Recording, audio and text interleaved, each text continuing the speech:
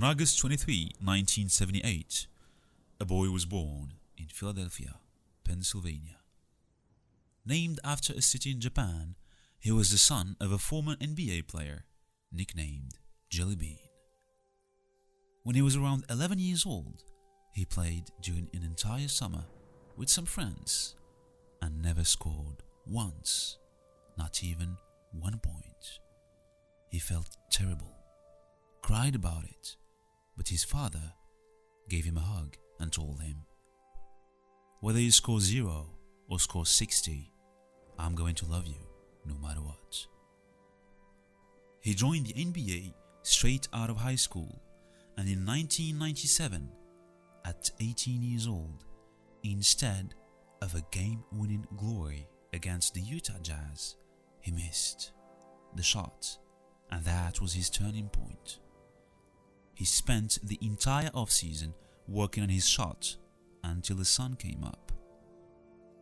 11 years later, he was named Most Valuable Player and carried his team to the NBA Finals, where they lost to the Boston Celtics. After suffering a torn Achilles tendon in April 2013, he worked hard to return to the court before fracturing his knee just 6 games into the 2013-2014 season.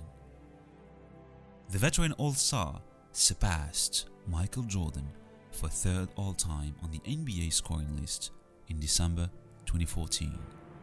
But his season ended due to injury for the 3rd straight year when he sustained a torn rotator cuff a month later. His name was Kobe Bryant, known as the Black Mamba.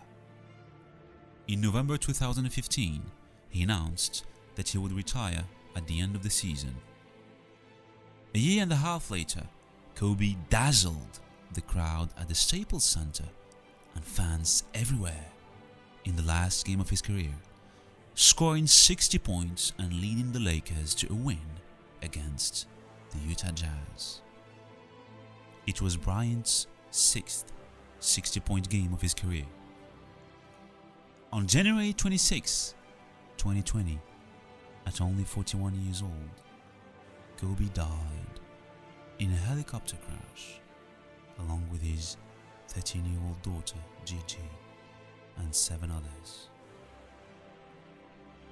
Moral of the story: Kobe taught us that for every triumph there comes a price.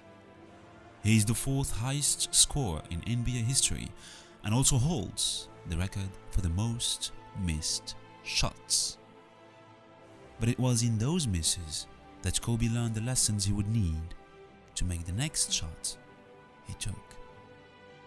He approached life with fearlessness. He embraced adversity and never let the noise discourage him, but used it as fuel for his journey. He taught us to never be afraid to seize the moment and take the big shot. As he once said, "My brain cannot process failure. It won't process failure. Because if I sit there and have to face myself and tell myself, 'You are failure,' I think that's almost worse than death. The moment you give up is the moment you let someone else win."